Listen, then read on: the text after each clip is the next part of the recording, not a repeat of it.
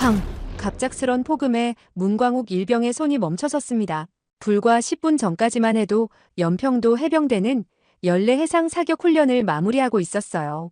대대 전술 훈련이 끝나고 사용한 탄피들을 정리하며 장비를 점검하던 평범한 오후였습니다. 문광욱 일병도 다른 동료들과 함께 빈 탄약 상자를 창고로 옮기는 중이었거든요. 북한은 바로 이 순간을 노렸던 것이었습니다. 훈련이 끝나 긴장이 풀린 틈 병사들이 무기를 정리하고 일상으로 돌아가려는 그 찰나를 말이에요. 12km 떨어진 개머리 반도에서 그들은 우리의 모든 움직임을 관찰하고 있었습니다. 가장 방심한 순간을 기다리면서 말이죠. 그런데 지금 들린 이 폭음은 뭔가 달랐어요. 탄약 상자를 든 그의 몸이 본능적으로 굳었습니다. 이건 우리 훈련탄이 아닌데? 2010년 11월 23일 오후 2시 34분. 평범한 화요일 오후가 한순간에 전쟁터로 바뀌는 순간이었습니다. 훈련용 탄약을 옮기던 손이 잠시 멈췄어요. 이건 훈련탄이 아닌데 그가 중얼거리는 순간 두 번째 폭음이 터졌습니다. 이번엔 포탄이 탄약고 옆 갯벌에 떨어졌어요. 땅은 갈라졌고 병사들은 곧장 엎드렸습니다. 그 누구도 북한이 쐈다는 사실을 입으로 옮기기 전에 본능적으로 상황을 감지했어요. 15년간 이 섬에서 복무해온 고참 부사관들조차 이런 건 처음이었습니다. 연평도는 그날까지만 해도 조용한 어촌이었어요. 주민들은 꽃게철이라 바다에서 돌아온 어선들로 북적였고 아이들은 학교에서 돌아와 골목길을 뛰어다니고 있었죠. 해병대 부대에서는 연례적인 호국 훈련이 진행되고 있었고 누구도 이 평범한 화요일이 역사책에 기록될 줄은 몰랐습니다. 안녕하세요. 역사적 그날 불타는 K9 자주포 사진 속 주인공 이영대 상병입니다. 지금부터 생생한 그날의 이야기를 전합니다. 문광욱 일병은 전북 군산시 출신 18세 청년이었어요. 입대 전에는 대학에서 신재생에너지를 전공했고 제대 후엔 고향에서 아버지 사업을 도우려 했습니다. 그런 그가 연평도에서 복무하게 된 건 우연이었어요. 해병대 지원 당시 바다가 보이는 곳에서 군복무를 하고 싶다고 적었던 게 이유였죠. 일병 괜찮나? 김상혁 상사는 엎드린 채로 소리쳤습니다. 문광욱 일병은 고개를 끄덕였지만 귀가 먹먹했어요. 두 번의 폭발음이 고막을 강타한 후였거든요. 세 번째 폭발은 더 가까웠습니다. 이번엔 부대 정문 쪽이었어요. 먼지가 하늘 높이 솟아올랐고 차량 한 대가 뒤집혔습니다. 그제서야 비상벨이 울렸어요. 적 포격, 적 포격. 모든 인원 전투 준비. 병사들은 이미 움직이고 있었습니다. 그들에게 있어 훈련은 곧 몸에 밴 반사작용이었거든요. 누군가 명령하기 전에 이미 방탄복을 집어들었고 총기를 점검했으며 지정된 전투 위치로 이동하고 있었어요. 문광욱 일병도 마찬가지였습니다. 그는 K9 자주포의 탄약 담당이었어요.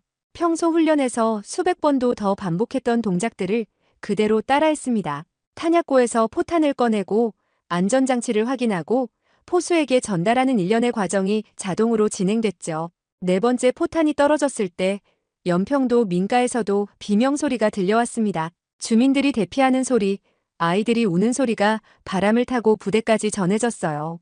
그 순간 병사들의 표정이 달라졌습니다. 이건 단순한 훈련이나 시위가 아니었거든요. 진지로, 진지로. 중대장의 목소리가 확성기를 통해 울려 퍼졌습니다.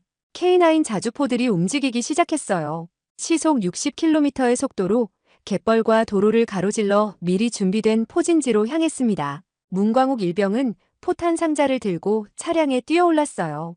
그의 마음속엔 두려움보다는 각오가 자리 잡고 있었습니다. 우리가 지켜야 할 사람들이 있다. 그 생각이 그를 움직이게 했거든요. 그때 그들은 아직 몰랐습니다.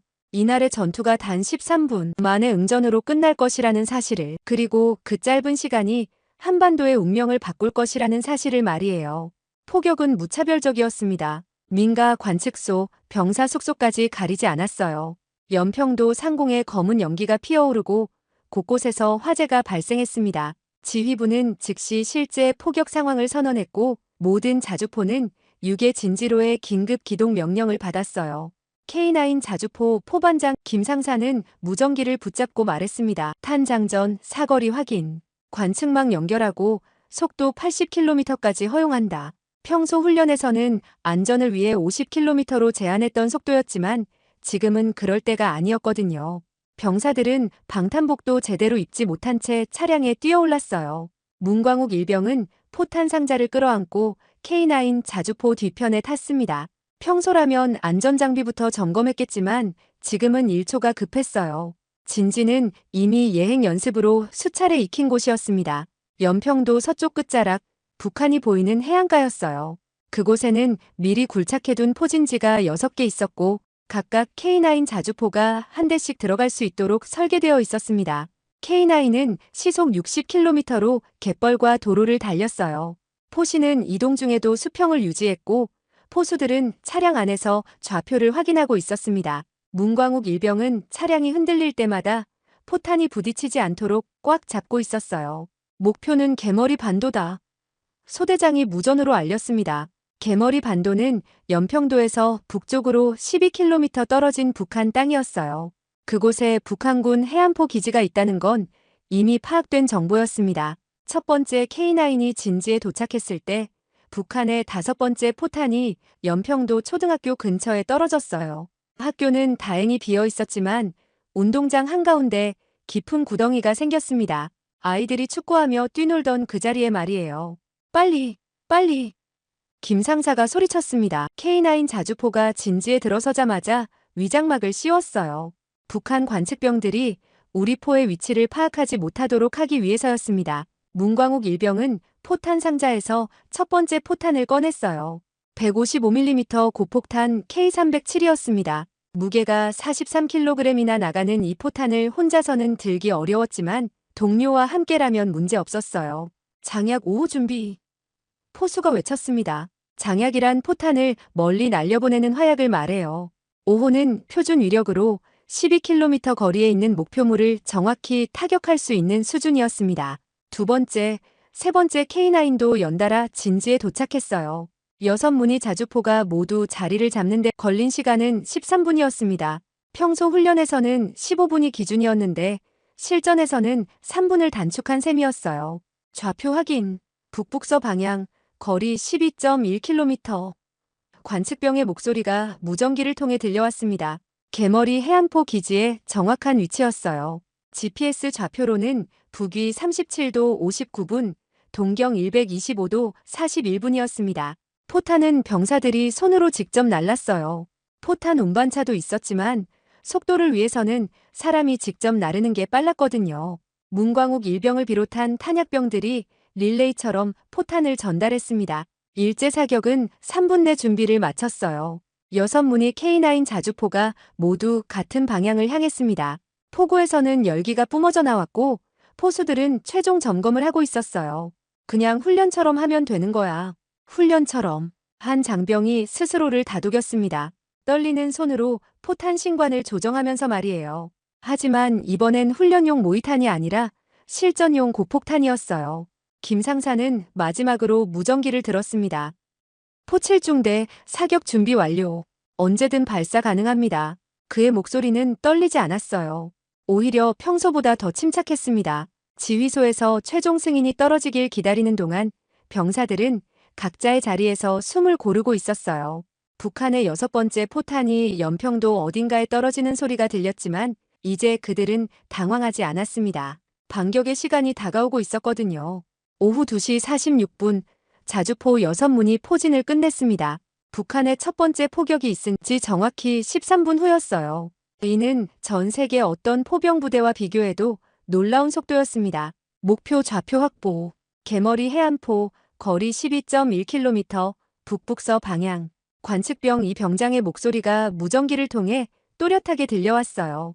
그는 부대 최고의 관측병 중 한 명이었습니다. 평소 훈련에서 오차 범위 5m 이내로 좌표를 잡아내는 실력자였거든요. 탄종은 고폭탄 K307, 장약은 표준 5호였습니다. 이 조합으로 12km 거리의 목표물을 정밀 타격할 수 있었어요. 포탄은 병사들이 손으로 직접 날랐고 일제 사격은 3분 내 준비를 마쳤습니다. 문광욱 일병은 마지막 포탄을 포구 앞까지 옮기며 생각했어요. 이게 정말 실전이구나. 그동안 수없이 반복했던 훈련이지만 실제 적을 향해 포탄을 쏘게 될 줄은 몰랐거든요. 김상사는 포수들을 바라보며 말했습니다. 침착하게 훈련처럼만 하자. 우리가 이걸 몇 번이나 해봤나? 그의 목소리에는 떨림이 없었어요. 오히려 평소보다 더 차분했습니다. 첫 번째 포의 포수는 박상병이었어요. 그는 강원도 춘천 출신으로 입대 전 사격 동아리에서 활동했던 경험이 있었습니다. 신관 시간 설정 14초. 포탄이 목표 지점에 도달하는 데 필요한 시간이었어요. 지휘소에서 최종 사격 명령이 떨어졌습니다. 포 7중대 사격 개시. 박상병이 발사 버튼을 눌렀어요. K9 1호기 발사. 순간 엄청난 폭음과 함께 첫 번째 155mm 포탄이 포구를 떠났습니다. 불꽃이 1m가량 뿜어져 나왔고 포신 전체가 뒤로 밀려났다가 다시 원위치로 돌아왔어요. 자주포 주변의 모래와 자갈들이 폭풍처럼 흩어졌습니다. 문광욱 일병은 귀를 막았지만 소용없었어요. 155mm 포의 발사음은 인간이 견딜 수 있는 한계를 넘어섰거든요. 고막이 찢어질 듯한 통증이 몰려왔지만 그는 곧장 두 번째 포탄을 준비했습니다. 포탄은 포신을 떠난 후 3초간 고도를 올렸어요. 최대 높이 3km까지 상승한 뒤 포물선을 그리며 목표 지점을 향해 내려갔습니다. 분리형 추진부가 추가로 점화되면서 속도가 더욱 빨라졌어요. 2호기 발사. 두 번째 K9이 포를 쐈습니다. 이어서 3호기, 4호기가 연달아 발사했어요. 네 발의 포탄이 10초 간격으로 개머리 반도를 향해 날아갔습니다. 14초 후 북한 땅에서 거대한 폭발음이 들려왔어요. 첫 번째 포탄이 명중한 것이었습니다. 연평도에서도 그 진동이 느껴질 정도였어요. 탄착 확인. 목표 지점 북서쪽 20m. 관측병이 망원경을 들여다보며 보고했습니다. 첫 발은 약간 빗나갔지만 충분히 수정 가능한 범위였어요. 두 번째 포탄이 더 정확했습니다. 직격. 동굴 입구 명중. 북한군이 숨어있던 갱도형 포진지 입구에 정확히 떨어진 것이었어요. 병사들 사이에서 작은 환호성이 나왔지만 김 상사가 손짓으로 조용히 하라고 했어요. 아직 끝난 게 아니다. 계속 사격 준비. 세 번째, 네 번째 포탄도 연달아 명중했습니다. 개머리 반도 일대에서 검은 연기가 치솟았어요. 북한군 해안포 기지가 타격을 받고 있는 것이 분명했습니다. 문광욱 일병은 다섯 번째 포탄을 준비하면서 생각했어요. 우리가 해냈구나. 불과 13분 전만 해도 아무 준비 없이 적의 기습을 받았던 그들이 이제는 정확한 반격을 가하고 있었거든요. 관측병의 무전이 다시 들려왔습니다. 탄착군 밀집도 우수. 표적 중심 명중률 80% 이상. 적 화력 현저히 감소됨.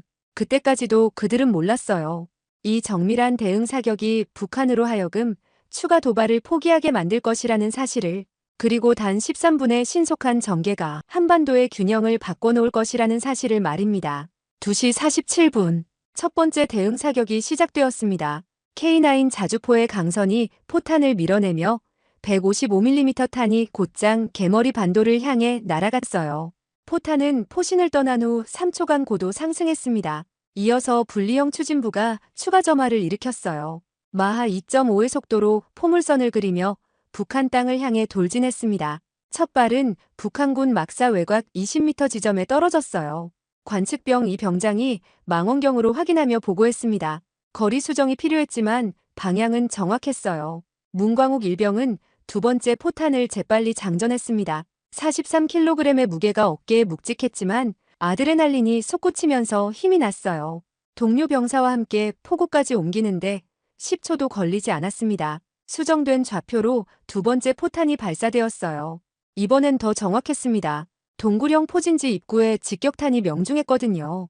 거대한 폭발과 함께 바위 조각들이 하늘로 솟구쳤습니다. 북한군들이 숨어있던 갱도 입구가 무너져 내렸어요.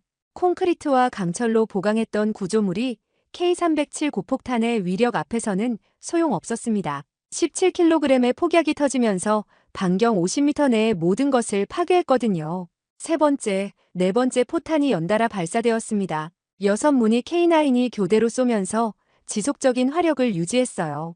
포탄들은 정확히 10초 간격으로 북한 해안포 기지를 강타했습니다. 관측병의 무전이 계속 들려왔어요. 탄착군 밀집, 표적 중심 명중률 80% 이상, 적 포문 3개 침묵 확인.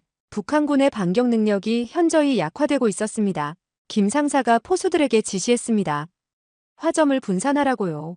하나의 목표만 집중 타격하지 말고 해안포 기지 전체를 무력화시키라는 의미였습니다. 6개의 포문이 각각 다른 좌표를 향해 포를 쐈어요.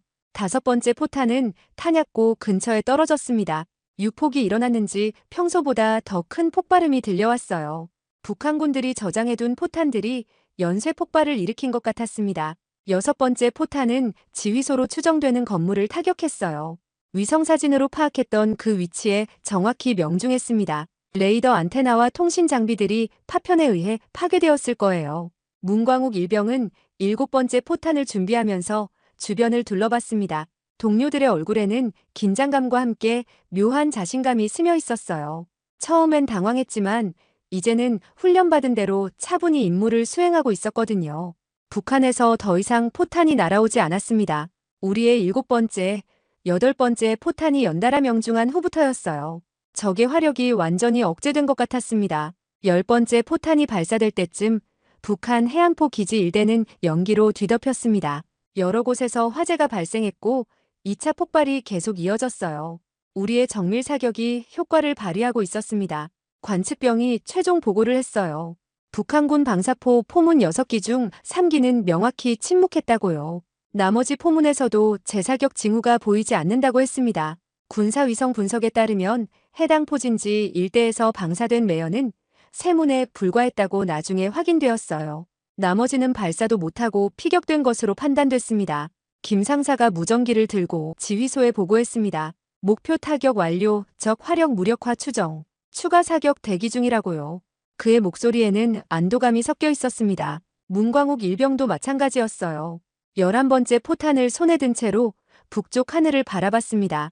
검은 연기가 피어오르는 개머리 반도가 선명하게 보였거든요. 우리가 해낸 것이었어요.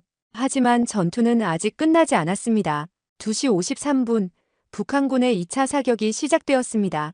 이번엔 연평부대의 포진지 자체가 목표였어요.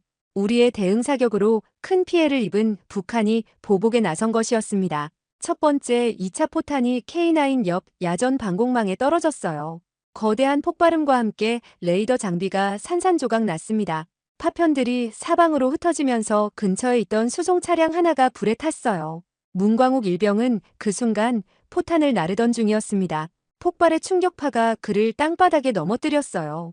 귀에서 삐소리가 계속 울렸고 시야가 흐릿해졌습니다. 하지만 그는 곧장 일어나서 포탄을 다시 들었어요. 2번째 포탄은 더 가까웠습니다. 우리 포진지에서 불과 50m 떨어진 곳에 떨어졌거든요. 흙더미가 하늘로 솟구쳤고 자주포들이 진동에 흔들렸습니다. 병사들은 엎드린 채로 다음 포탄을 기다렸어요. 김 상사가 소리쳤습니다. 계속 사격하라고요. 적이 우리를 겨냥해서 쏘고 있지만 우리도 멈출 수는 없다고 했어요. K9 자주포들은 북한의 포격 속에서도 계속 응사했습니다. 3번째 포탄이 탄약 수송로에 떨어졌을 때였어요. 문광욱 일병이 포탄을 나르다가 파편에 맞았습니다. 오른쪽 어깨와 등 부분에 날카로운 쇠조각이 박혔어요. 피가 군복을 적셨지만 그는 계속 걸으려 했습니다. 동료 병사들이 즉시 달려왔어요. 박상병과 강이병이 문광욱 일병을 부축해서 안전한 곳으로 옮겼습니다. 응급처치를 시도했지만 출혈이 심했어요. 파편이 중요한 혈관을 손상시킨 것 같았습니다. 위생병 강이병이 지혈대를 감으며 말했습니다. 괜찮을 거라고, 곧 헬기가 와서 후송할 거라고요. 하지만 문광욱 일병의 의식이 점점 흐려지고 있었어요. 그는 마지막으로 동료들을 바라보며 미소를 지었습니다. 그 순간에도 K9 자주포는 계속 포를 쐈습니다. 북한의 포격 속에서도 우리의 반격은 멈추지 않았어요. 고막이 터질 듯한 소음, 흙먼지가 얼굴을 덮쳐도 사격은 이어졌습니다. 4번째 북한 포탄은 부대 급식소 근처에 떨어졌어요. 다행히 그 시간엔 아무도 없었지만 건물 한쪽 벽이 무너져 내렸습니다. 취사병들이 아침에 준비해둔 김치찌개에 솥이 뒤집혀져 있었어요. 5번째 포탄이 떨어질 때쯤 다른 곳에서도 비상이 걸렸습니다. 휴가 중이던 서정호 하사가 집으로 가던 길에 포격 소리를 듣고 부대로 돌아오고 있었거든요. 그는 망설임 없이 발길을 돌려 연평부대로 뛰어오고 있었어요. 서정호 하사는 전남 광주 출신으로 전역을 한 달 앞두고 있었습니다. 고향에서 친구들과 저녁 축하 파티를 하려던 참이었어요. 하지만 전우들이 위험에 처한 상황에서 그냥 갈 수는 없었습니다. 부대로 돌아오는 길에 6번째 북한 포탄이 도로에 떨어졌어요. 서정우 하사발 바로 앞에서 포탄이 떨어져 폭발의 충격으로 서하사는 그 자리에서 큰 부상을 입었어요. 동료들이 서둘러 구조했지만 이미 너무 늦었습니다. 서정우 하사는 끝내 돌아오지 못했습니다. 포진지에서는 여전히 포격이 계속되고 있었습니다. 문광욱 일병도 서정우 하사도 없는 상태에서 남은 병사들이 임무를 이어갔어요. 그들의 희생을 헛되게 만들 수는 없었거든요. 김 상사가 무전기에 대고 보고했습니다. 아군 피해 발생, 하지만 사격은 계속한다고요. 그의 목소리는 떨렸지만 의지는 꺾이지 않았어요. 북한의 7번째, 8번째 포탄이 연달아 떨어졌지만 우리 포는 침묵하지 않았습니다. K9 자주포 6문이 계속해서 개머리 반도를 향해 포탄을 날렸어요. 전우들의 희생 앞에서 물러설 수는 없었습니다. 이때 병사들에겐 한 가지 생각만 있었어요. 내가 포탄을 놓는 순간 내 전우는 누가 지켜주지? 하지만 동시에 다른 생각도 했습니다. 내가 포탄을 쏘는 순간 더 이상의 희생을 막을 수 있다고 말이에요. K9 자주포 6문이 80발을 발사했습니다. 3시간에 걸친 교전 동안 쉼없이 이어진 포격이었어요.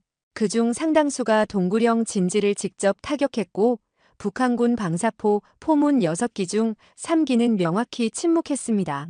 관측병 2병장이 망원경으로 최종 확인을 하며 보고했어요.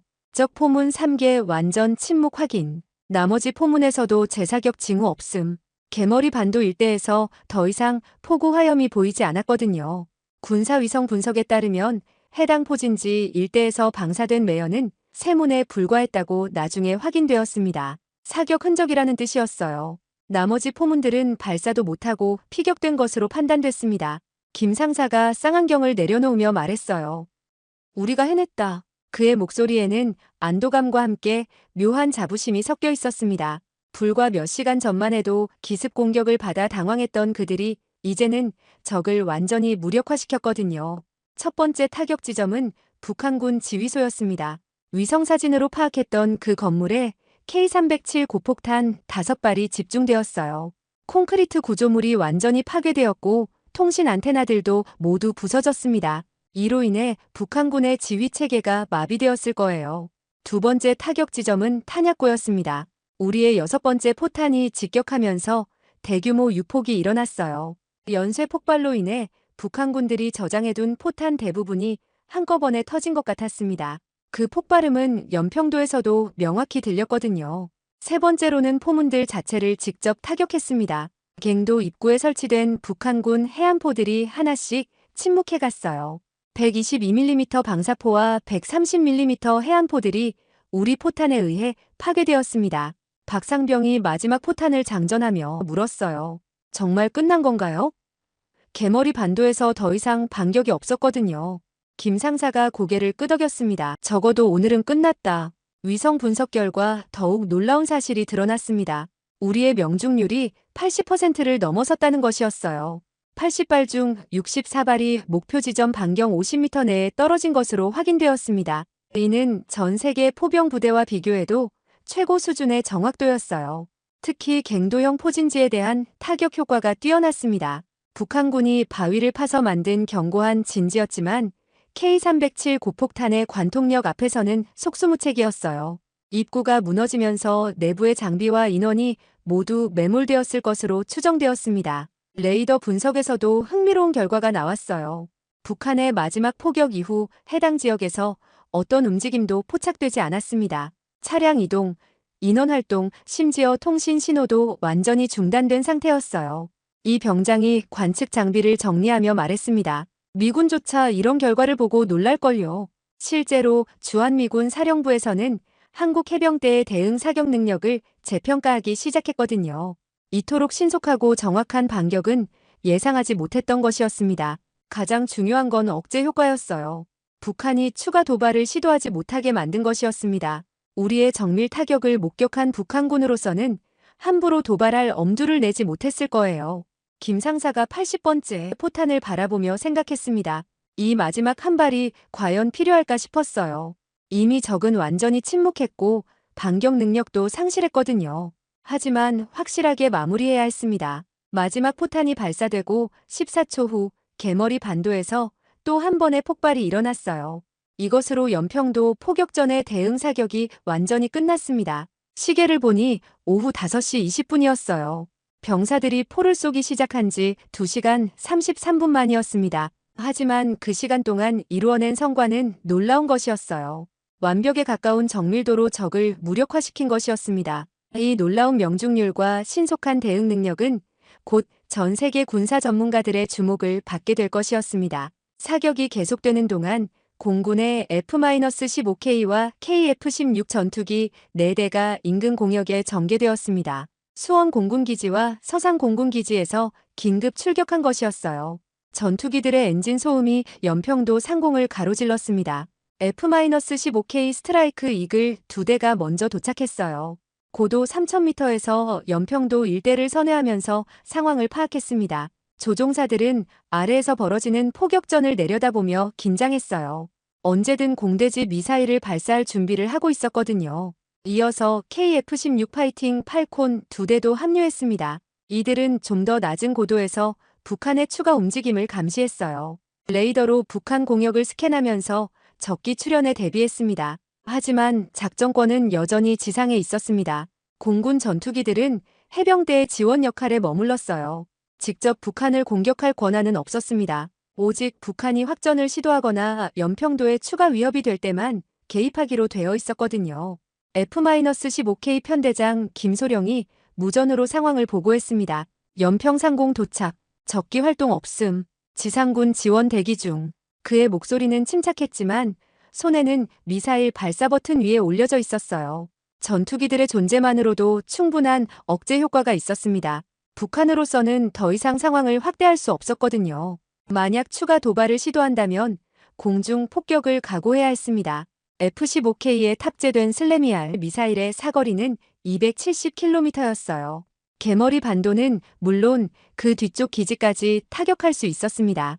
KF-16들은 좀 더 근접해서 정찰 임무를 수행했어요. 고성능 카메라로 북한 해안가를 촬영하면서 피해 상황을 실시간으로 전송했습니다. 해병대의 포격 효과를 확인하는 동시에 북한의 추가 움직임도 감시했어요. 오후 4시경 북한에서 이상한 신호가 포착되었습니다. 개머리 반도 뒤쪽에서 차량들이 움직이는 것이 레이더에 잡힌 것이었어요. 혹시 지원군이 오는 것인지 아니면 후퇴하는 것인지 파악이 필요했습니다.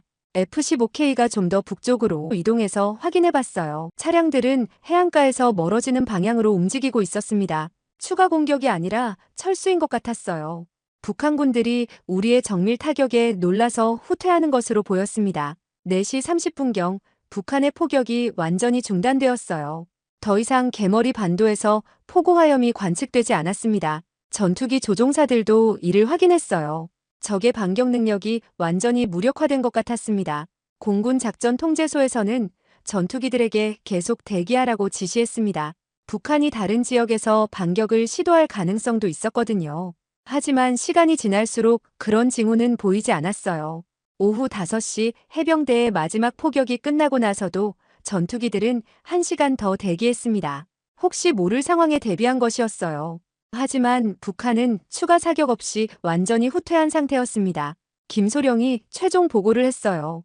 적 활동 완전 중단, 확전 징후 없음, 임무 완료.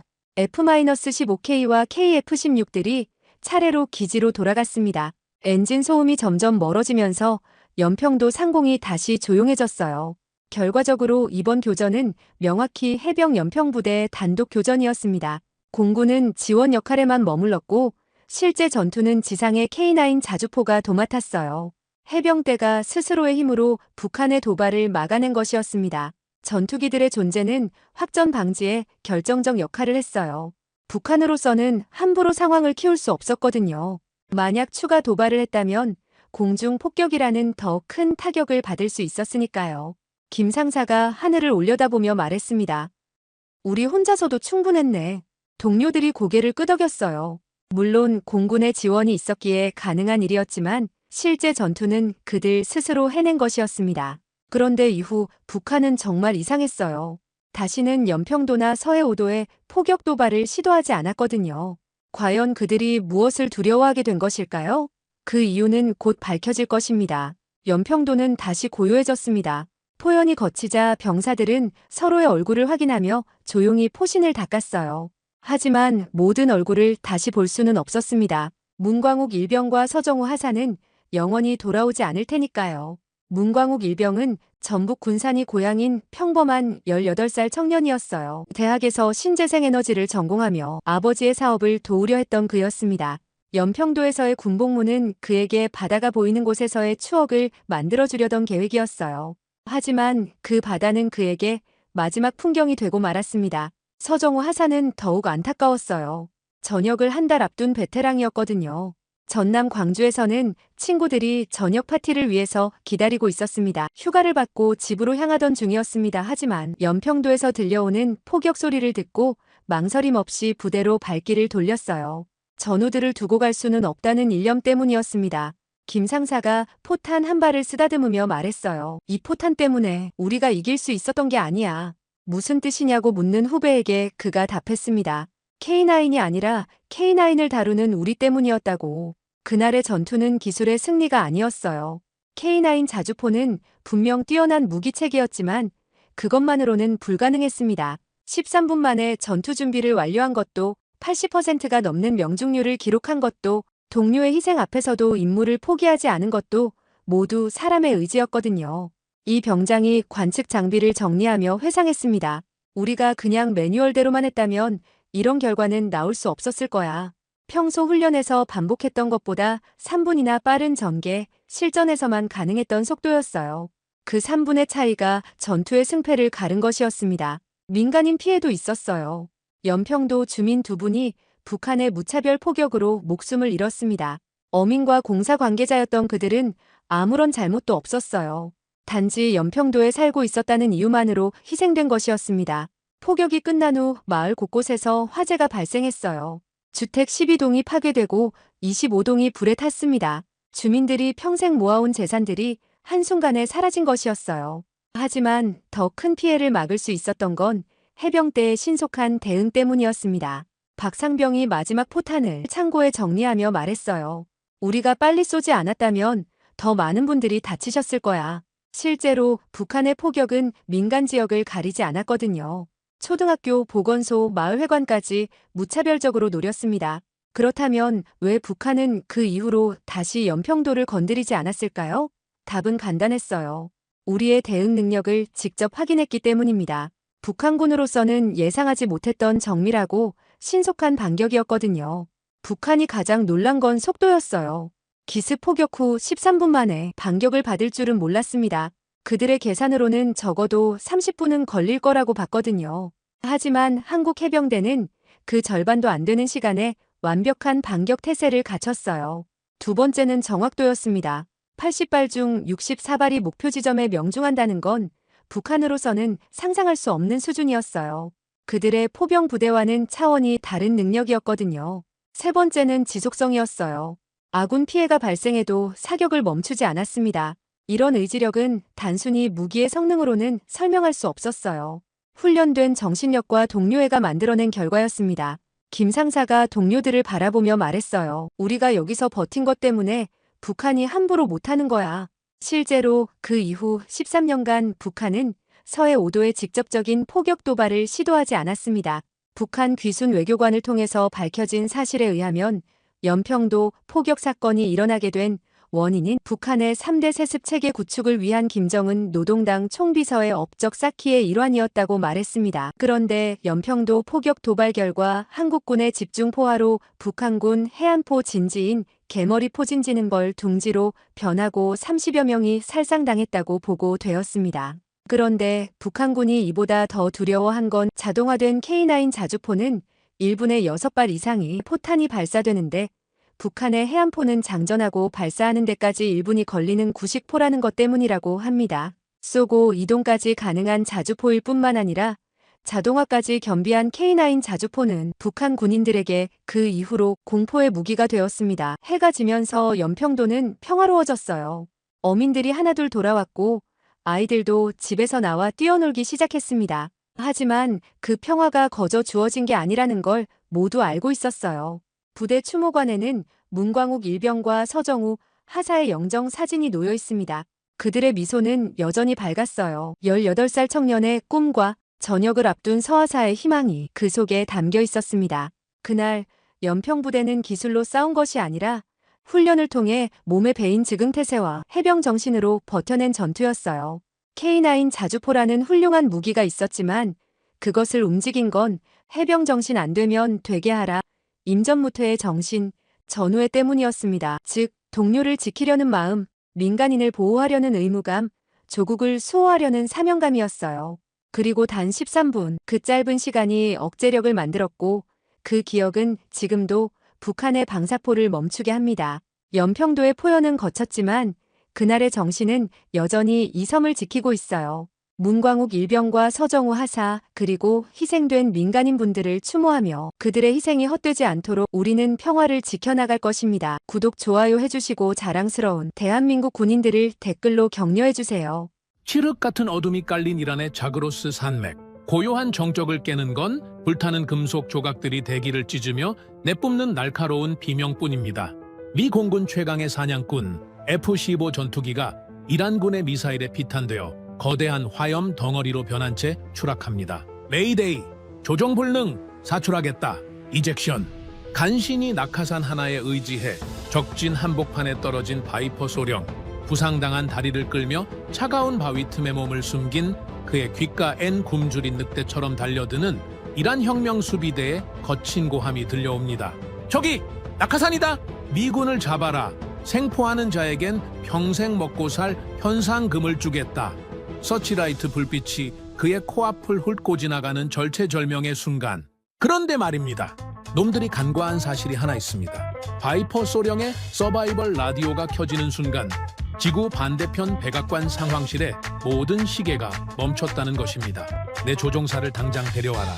필요하다면 이란의 절반을 지도에서 지워버려도 좋다. 트럼프 대통령의 단호한 명령 한마디에 페르시아만 전체가 요동치기 시작합니다. 거대한 항공모함에서 솟구치는 스텔스 전투기들의 굉음, 그리고 지옥에서 온 사자라 불리는 네이비실의 정격 투입. 과연 미군은 이란의 촘촘한 방공망을 뚫고 단 한 명의 전우를 구출해낼 수 있을까요? 그리고 이 사투 끝에 숨겨진 전 세계를 전율하게 만든 소름 돋는 기밀은 무엇일까요? 단 1초도 눈을 뗄 수 없는 36시간의 압도적인 기록, 지금 시작합니다. 칠흑 같은 어둠이 내려앉은 이란 남서부의 자그로스 산맥. 해발 3,000m가 넘는 험준한 산봉우리들이 마치 거대한 괴수의 이빨처럼 하늘을 향해 날카롭게 솟아 있습니다.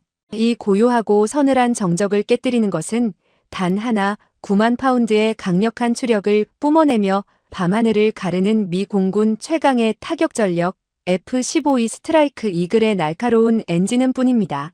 조종석에 앉은 조종사 바이퍼 소령과 후방석의 무장관제사 스파크 대위는 방금 전 이란 내륙의 핵심 군사 시설을 정밀 타격하고 복귀하는 길이었습니다.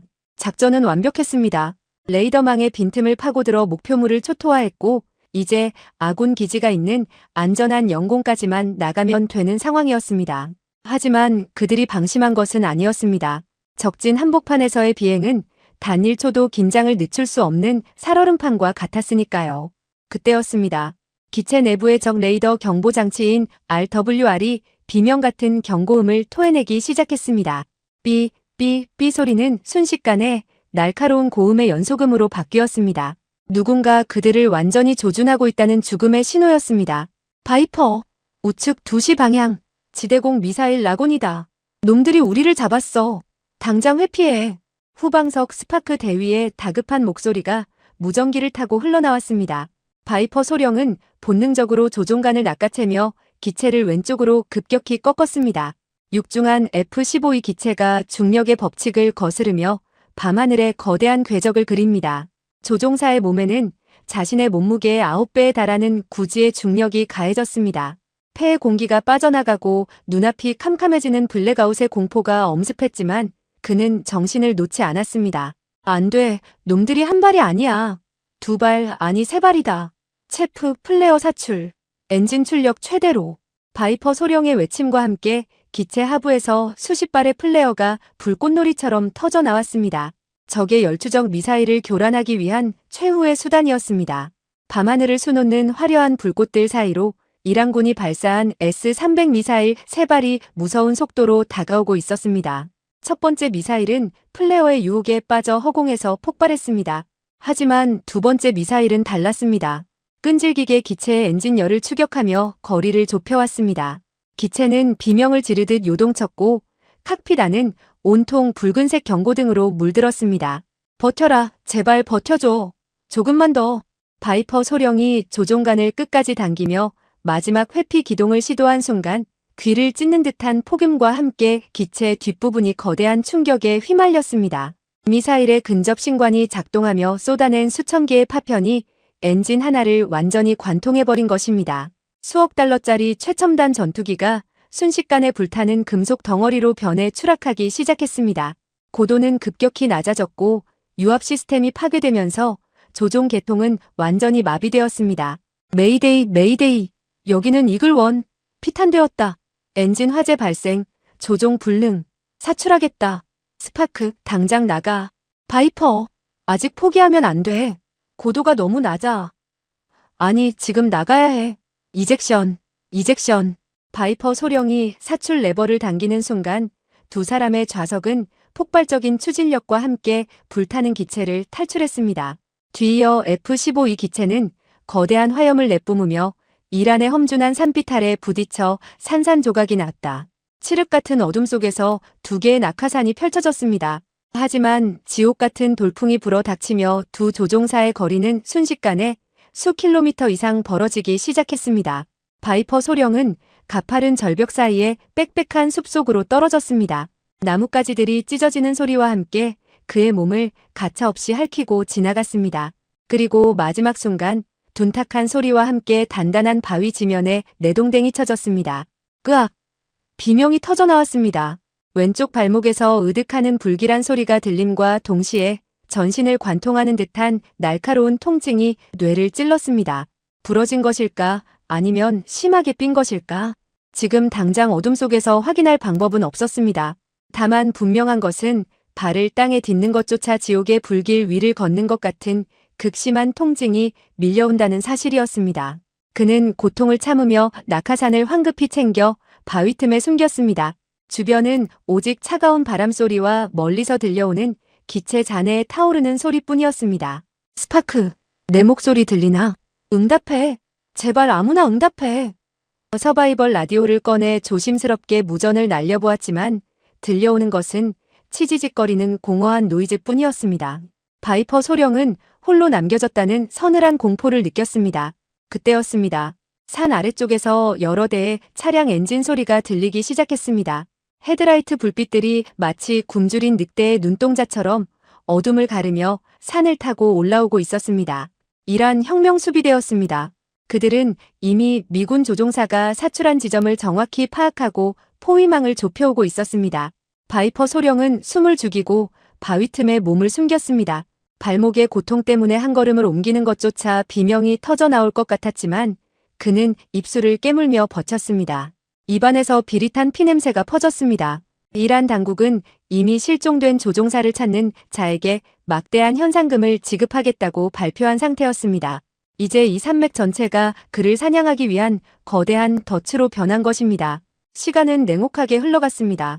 추락 후 약 1시간이 지났을 무렵 하늘 저 멀리서 아군의 헬기 소리가 희미하게 들려왔습니다.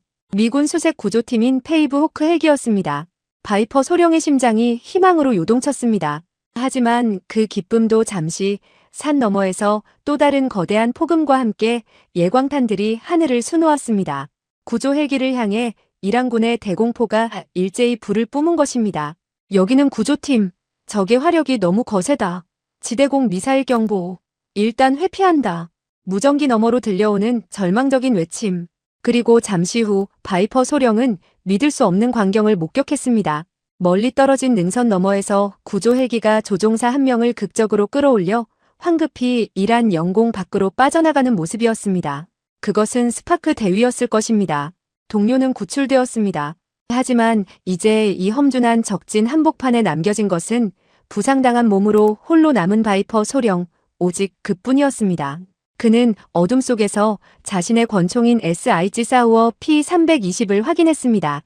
탄창은 가득 차 있었지만 수백 명의 적군을 상대하기엔 턱없이 부족했습니다. 멀리서 이랑군 수색대원들의 거친 고함 소리가 점점 더 가깝게 들려옵니다. 이 근처다. 낙하산 조각을 찾았다. 조종사는 부상을 입었다. 멀리 가지 못했을 것이다. 샅샅이 뒤져라. 강력한 서치라이트의 불빛이 바이퍼 소령이 숨은 바위 바로 앞까지 다가와 땅바닥을 훑었습니다. 심장 박동 소리가 고막을 때릴 정도로 크게 들렸습니다. 이제 놈들과의 거리는 불과 10m. 그는 숨을 멈추고 떨리는 손으로 권총의 방아쇠에 손가락을 걸었습니다. 발목의 통증은 이제 마비된 듯 감각이 사라졌지만 오히려 그 고요함이 더 큰 공포로 다가왔습니다. 그때였습니다.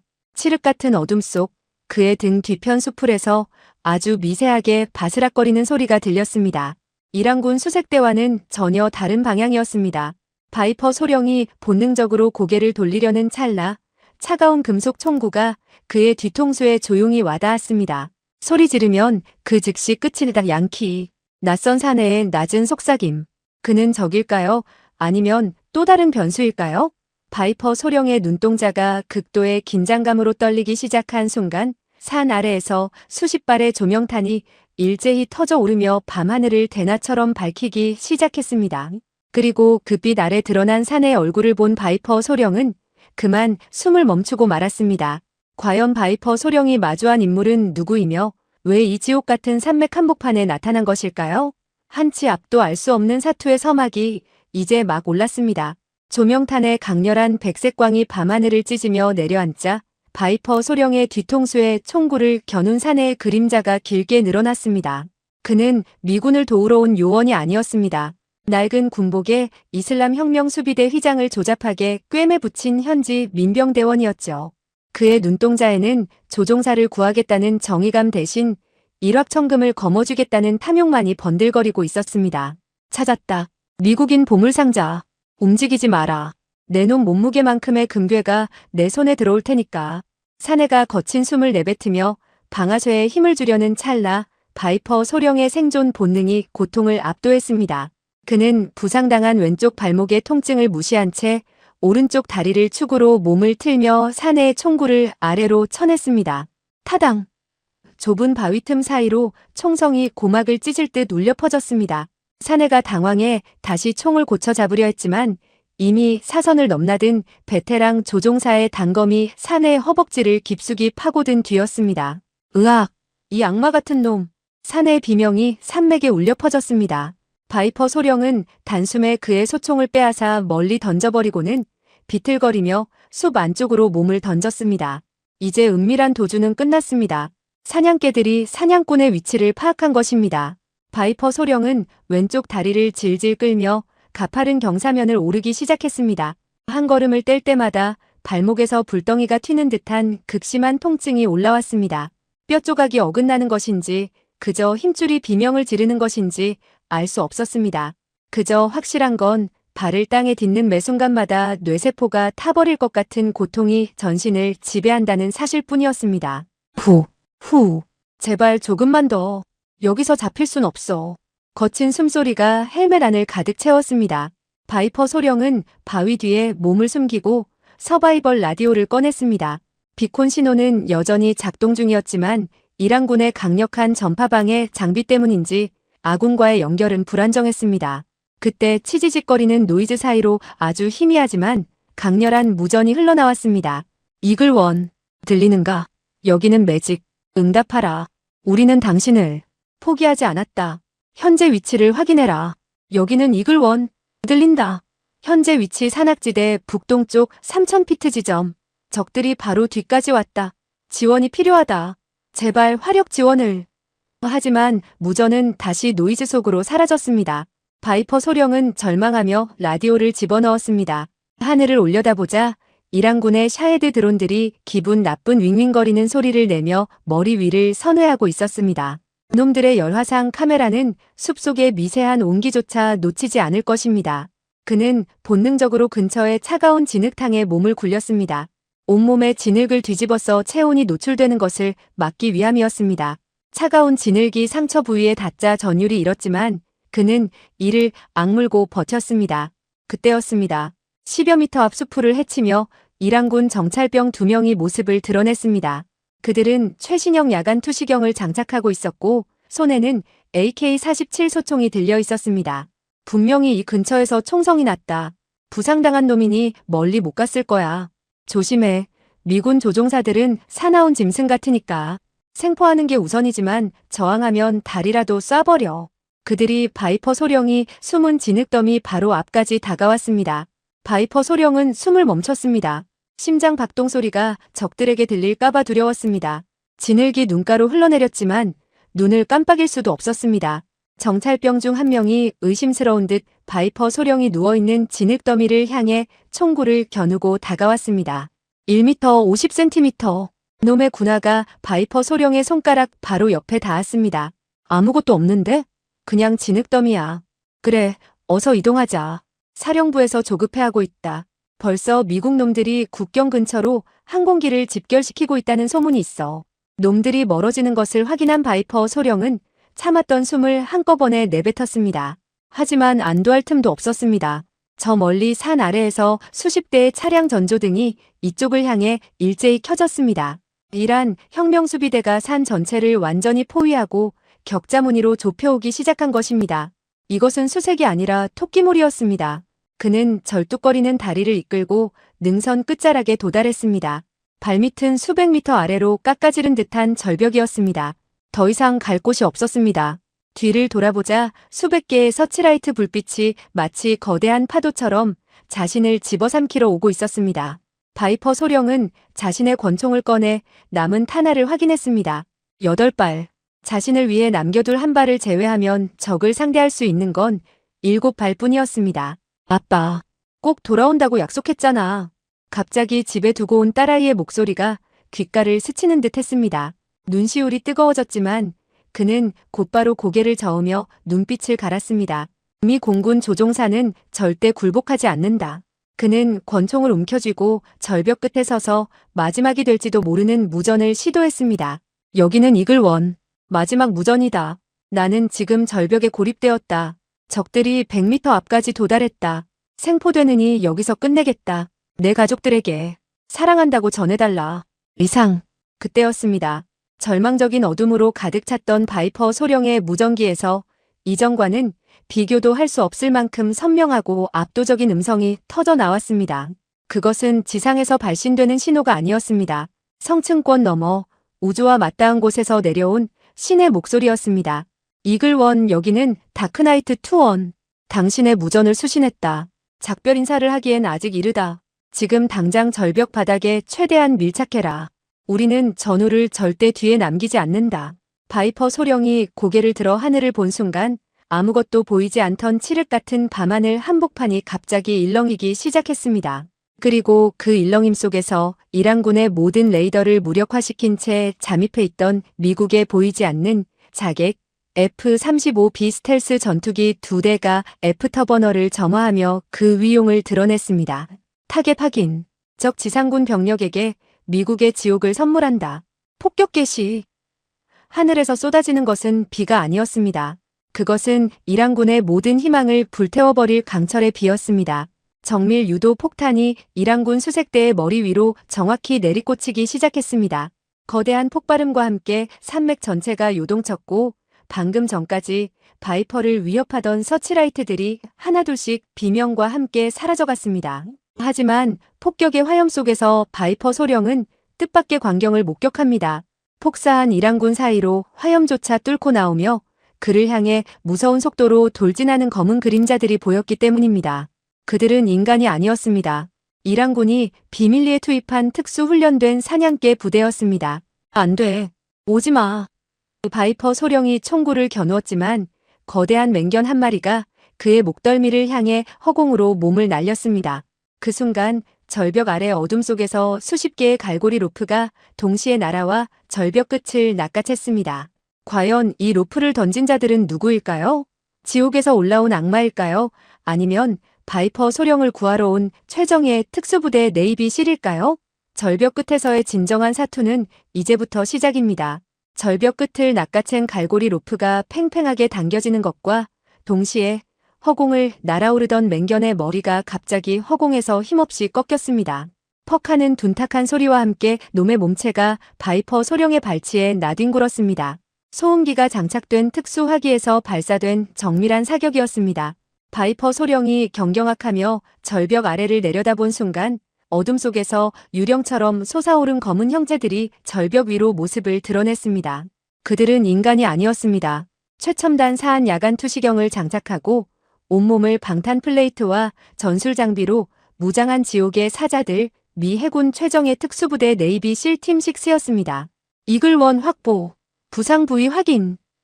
가장 먼저 절벽 위로 뛰어오른 대원이 바이퍼 소령의 어깨를 붙잡으며 짧고 굵게 외쳤습니다. 그의 가슴팍에 붙은 성조기 패치가 화염에 반사되어 차갑게 빛났습니다. 바이퍼 소령은 그제야 멈췄던 숨을 몰아쉬며 고개를 끄덕였습니다. 왼쪽 발목, 상태가 좋지 않다. 혼자 걷기는 힘들 것 같아. 걱정 마십시오, 소령님. 이제 저희가 당신의 다리가 되어드립니다. 해머 상황 보고. 팀의 리더인 마스터 치프 해머가 무전기에 대고 명령을 내리자 절벽 주변으로 순식간에 방어 진지가 구축되었습니다. 4명의 대원이 바이퍼 소령을 중심으로 원형진을 짰고 나머지 대원들은 산 아래에서 기어 올라오는 이란군을 향해 총구를 겨누었습니다. 하지만 이란 혁명수비대도 만만한 상대가 아니었습니다.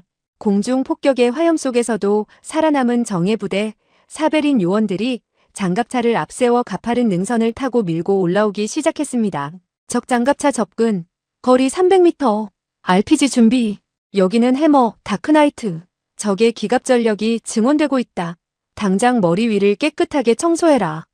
해머의 무전이 끝나기가 무섭게 상공을 선회하던 F-35B가 다시 한번 포효했습니다. 슈웅 하는 기분 나쁜 소리와 함께 하늘에서 정밀 유도 폭탄 제이담이 이란군의 장갑차 머리 위로 정확히 내리꽂혔습니다. 거대한 화염 기둥이 치솟으며 강철 괴수가 종잇장처럼 구겨졌습니다. 하지만 적들의 숫자는 끝이 없었습니다. 수천 명의 보병 병력이 산 사방에서 개미떼처럼 몰려들고 있었습니다. 소령님, 조금 아플 겁니다. 꽉 잡으십시오. 한 대원이 바이퍼 소령을 전술 캐리어에 결착시키고 자신의 등에 업었습니다. 발목이 흔들릴 때마다 지옥 같은 통증이 몰려왔지만 바이퍼는 이를 악물고 권총을 고쳐 잡았습니다. 이제부터는 시간과의 싸움이었습니다. 이란군의 방공망이 다시 복구되기 전에 이곳을 빠져나가야 했습니다. 탈출 지점 LG까지 거리는 500m. 전 대원, 전력 질주한다. 적 발견 시 무력화하라.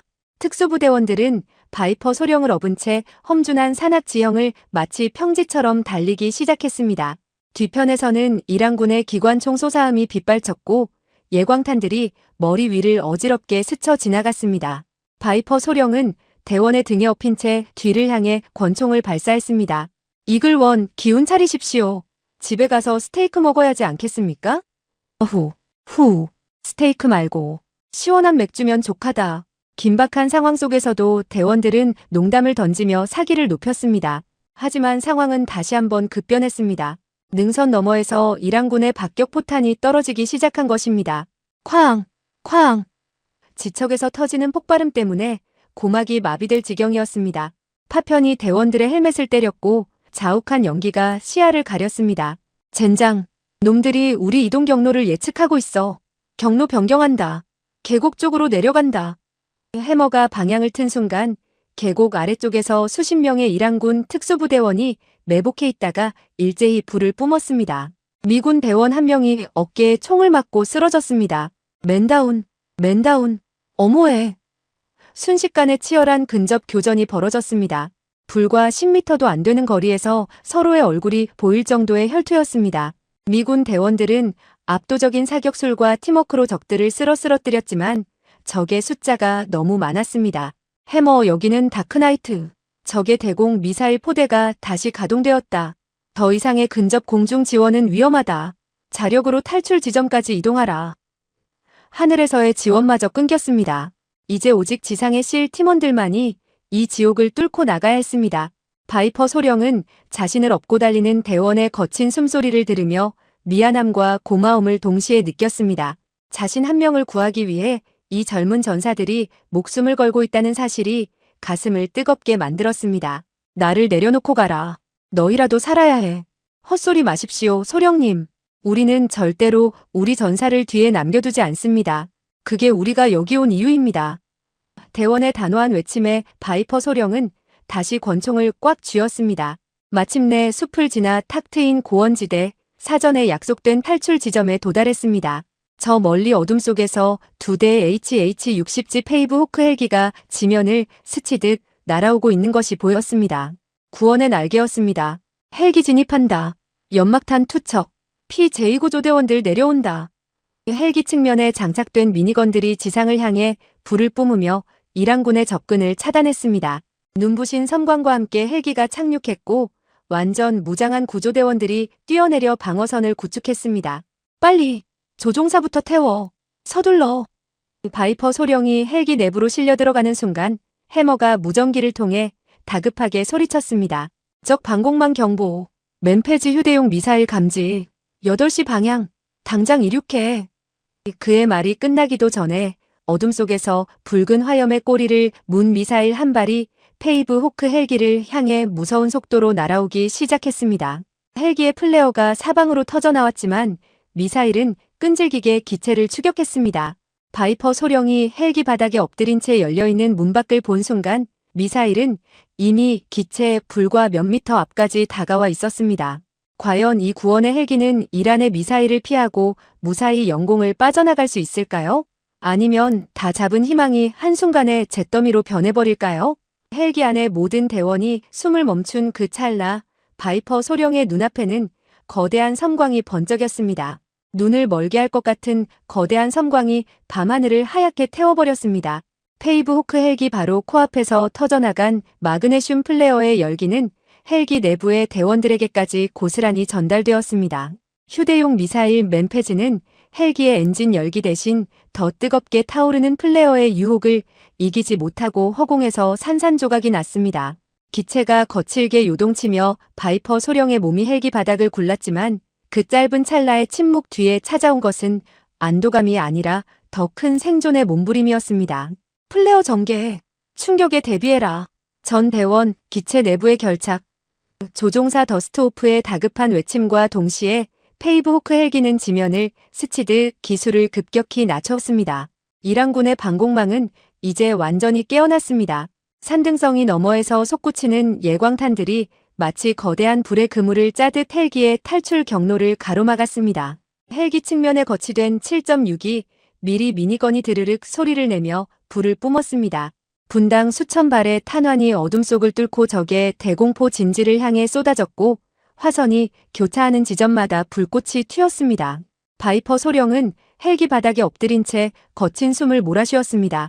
헬멧을 벗어 던진 그의 얼굴은 진흙과 피로 범범벅이 되어 있었고 왼쪽 발목은 이미 코끼리 다리처럼 퉁퉁 부어올라 전투화를 터뜨릴 기세였습니다. 실팀의 의무병이 다가와 바이퍼의 전투복 바지를 대담하게 찢어냈습니다. 환자 상태 확인.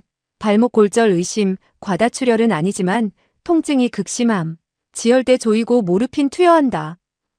의무병의 손길은 전장의 소음 속에서도 기계처럼 정확했습니다. 주사바늘이 어깨에 꽂히는 순간 바이퍼 소령은 몽롱해지는 정신을 붙잡으려 입술을 깨물었습니다.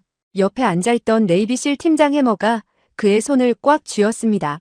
그의 장갑에 묻은 이란군의 피가 바이퍼의 손등에 번졌지만 그 온기는 그 어떤 약보다 든든한 위안이 되었습니다.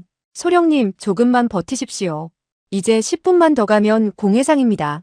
거기엔 우리 항공모함과 이지스함들이 당신을 기다리고 있습니다. 하지만 운명은 그들을 그렇게 쉽게 놓아줄 생각이 없었습니다.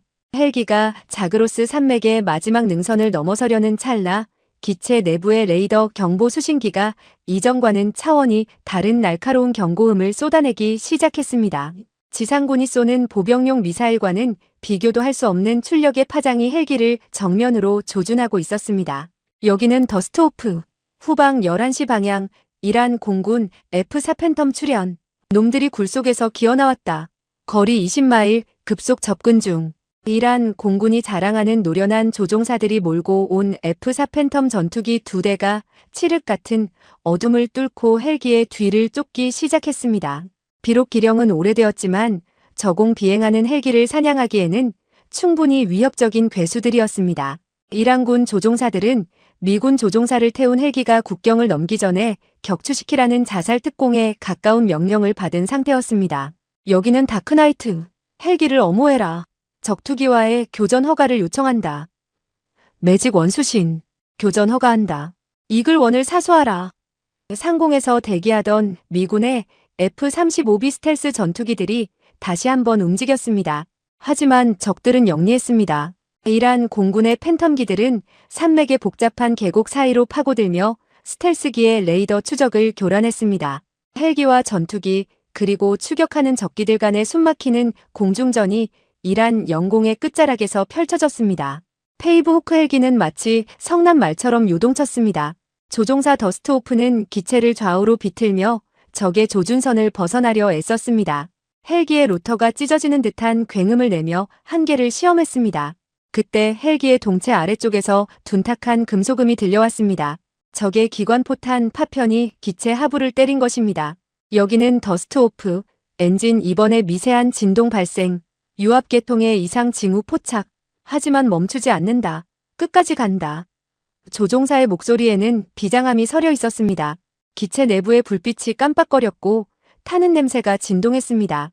바이퍼 소령은 자신의 고통보다 자신을 구하러 온 이 젊은 대원들의 목숨이 걱정되기 시작했습니다.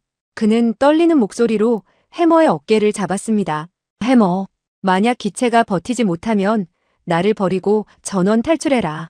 이건 명령이다. 해머는 대답 대신 자신의 소총 슬라이드를 당기며 차갑게 미소 지었습니다. 소령님, 네이비실은 명령보다 전우를 먼저 챙깁니다. 우리는 함께 돌아가거나 함께 남을 뿐입니다. 그 외에 옵션은 없습니다. 그 순간 헬기의 후방 창밖으로 거대한 불덩어리가 떨어지는 것이 보였습니다. 미군 F-35B가 발사한 암람 미사일이 이란군 팬텀기 중 한 대의 꼬리를 정확히 물어뜯은 것입니다. 하지만 나머지 한 대의 팬텀기는 동료의 희생을 발판 삼아 더욱 악착같이 헬기를 조준했습니다. 놈의 기수에서 붉은 섬광이 번쩍였습니다. 레이더 유도 미사일이 발사된 것입니다. 미사일 접근, 충격 대비, 충격 대비. 페이브 호크 헬기는 마지막 남은 플레어 꾸러미를 한꺼번에 쏟아내며 급하강했습니다. 미사일은 헬기의 메인 로터불과 몇 센티미터 위를 스치듯 지나가 건너편 산빛 아래 부딪혀 거대한 폭발을 일으켰습니다. 폭발의 후폭풍이 헬기를 덮쳤고 기체는 통제 불능 상태로 빙글빙글 돌기 시작했습니다. 메이데이, 메이데이, 조종 불능, 고도가 너무 낮다. 더스트호프가 조종관을 사력을 다해 당겼습니다. 헬기의 꼬리 날개가 바위 절벽에 닿을 듯 말 듯한 아슬아슬한 순간이 이어졌습니다. 바이퍼 소령은 눈을 감았습니다. 아내의 웃음소리, 딸아이의 부드러운 손길이 파노라마처럼 스쳐 지나갔습니다. 여기서 끝인가 하는 생각이 뇌리를 스치는 찰나 기체가 기적적으로 수평을 유지하며 다시 추진력을 얻기 시작했습니다. 잡았다. 고도 회복. 국경선까지 1마일 남았다. 멀리 수평선 너머로 페르시아만의 검은 바다가 보이기 시작했습니다. 저 바다만 넘으면 미 해군 제호 함대의 거대한 우산 아래로 들어갈 수 있었습니다. 하지만 안도하려던 찰나 헬기 내부의 모든 모니터가 일제히 붉은색으로 변하며 단발적인 비명 같은 경고음을 내뱉었습니다. 지금까지의 공격과는 비교도 할 수 없는 거대한 그림자가 그들을 기다리고 있었습니다. 해안가에 배치된 이란군의 S-300 장거리 지대공 미사일 포대가 침묵을 깨고 헬기를 낙원한 것입니다. 그것은 조종사의 기술이나 헬기의 플레어 따위로는 도저히 피할 수 없는 명중률 99%의 죽음의 사자였습니다. 이럴 수가. 해안포대가 살아있었어? 폭격으로 파괴된 게 아니었나? 해머의 목소리가 처음으로 떨렸습니다. 화면에는 지면을 박차고 솟구쳐 오르는 거대한 미사일의 궤적이 선명하게 찍혔습니다. 마하 6의 속도로 다가오는 지대공 미사일. 헬기가 할 수 있는 것은 아무것도 없었습니다. 바이퍼 소령은 떨리는 손으로 헬기 벽면에 새겨진 부대 마크를 어루만졌습니다. 미사일이 기체에 닿기까지 남은 시간은 단 10초. 죽음의 문턱에서 바이퍼 소령은 마지막으로 고개를 들어 함께 사선을 넘은 대원들을 바라보았습니다. 그리고 그 순간 헬기 앞유리 넘어 저 멀리 수평선에서 믿을 수 없는 속도의 빗줄기 수십 개가 이쪽을 향해 쏘아 올려지는 것이 보였습니다. 과연 이 수평선 너머의 빗줄기는 이란의 미사일을 저지할 아군의 요격 미사일일까요?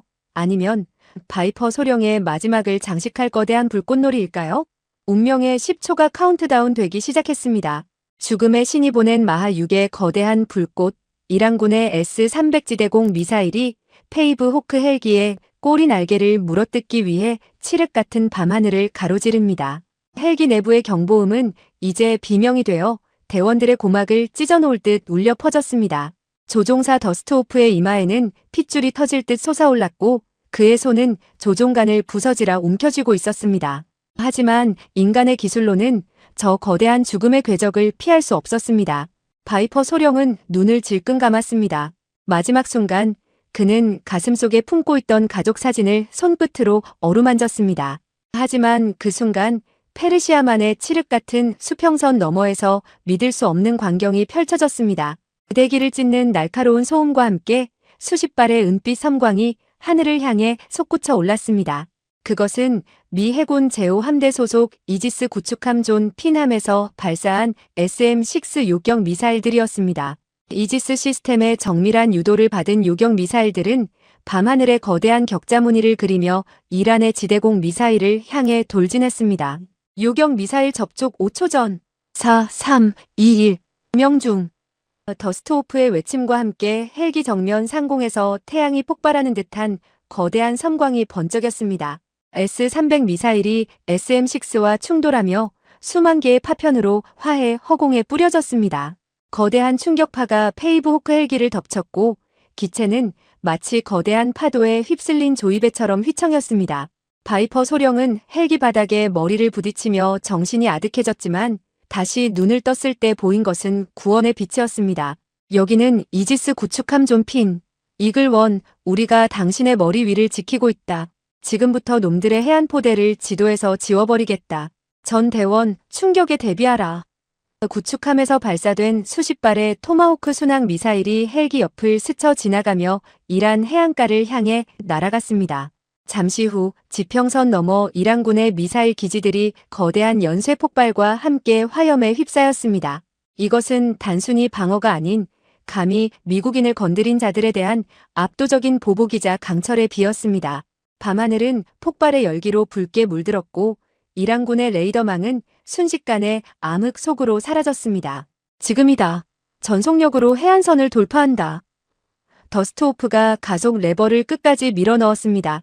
페이브 호크 헬기는 엔진 비명을 지르며 해안 절벽을 넘어 드넓은 페르시아만으로 진입했습니다. 하지만 안도감도 잠시 헬기의 이번 엔진에서 검은 연기가 뿜어져 나오기 시작했습니다. 아까의 충격과 적의 기관포 사격으로 인해 유압 계통이 완전히 망가진 것이었습니다. 젠장, 유압이 떨어진다. 이번 엔진 출력 저하. 기체가 왼쪽으로 쏠린다. 버텨. 저기 수평선에 항공모함 전단이 보인단 말이야. 조금만 더 가면 된다고.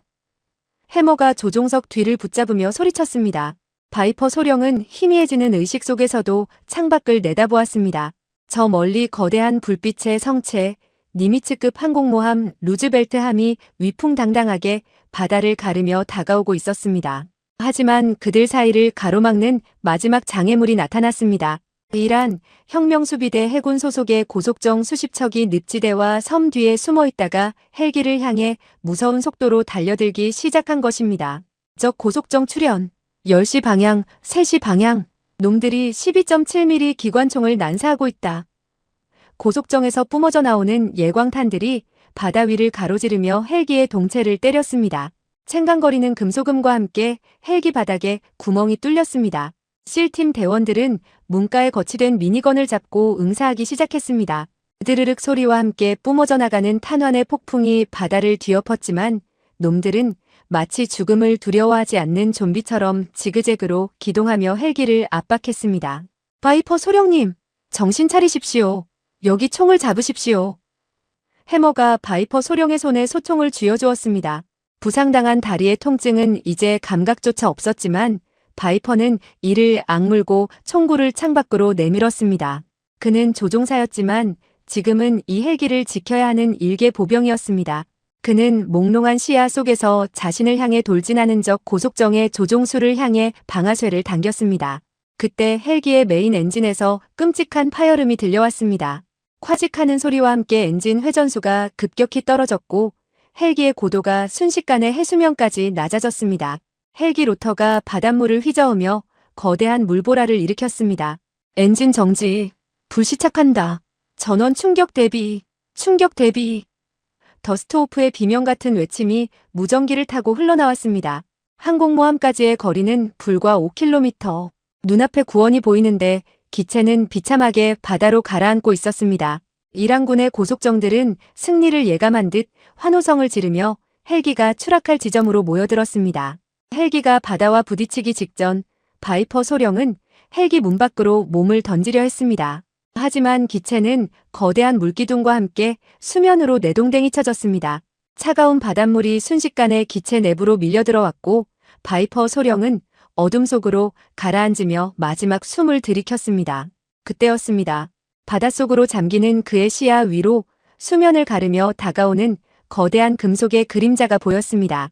그것은 항공모함에서 사출된 F-35B 스텔스기들이 저공으로 하강하며 고속정들을 향해 기관포를 퍼붓는 모습이었습니다. 그리고 잠시 후 거대한 파동과 함께 무언가가 바닷속으로 뛰어들었습니다. 바이퍼 소령이 마지막 의식을 놓으려던 찰나 강인한 팔 하나가 그의 가슴팍을 낚아챘습니다. 물속에서 희미하게 빛나는 구호팀의 불빛이 그의 눈을 비쳤습니다. 과연 바이퍼 소령은 이 차가운 페르시아만의 심해에서 무사히 구조될 수 있을까요? 아니면 이란 고속정들의 포위망이 먼저 그를 덮칠까요? 수면 위에서는 수백 발의 기관 포탄이 바다를 불태우고 있었고 수면 아래에서는 전우의 목숨을 건 소리 없는 사투가 벌어지고 있었습니다.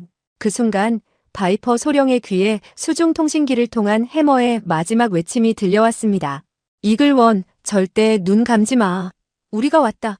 끝까지 살아남으란 말이야. 그의 목소리가 끝남과 동시에 바이퍼 소령은 수면 밖으로 끌어올려졌습니다. 하지만 그의 눈앞에 펼쳐진 것은 예상치 못한 거대한 위협의 시작이었습니다. 차가운 페르시아만의 바닷물이 폐부 깊숙이 밀려드는 순간 세상의 모든 소음이 썰물처럼 빠져나갔습니다. 칠흑 같은 심해의 어둠 속에서 바이퍼 소령은 자신의 의식이 가느다란 실타래처럼 풀려나가는 것을 느꼈습니다. 부러진 발목의 고통조차 차가운 수온에 마비되어 갈 무렵 거대한 강철의 손길이 그의 가슴팍을 낚아챘습니다. 네이비실 팀장 해머였습니다.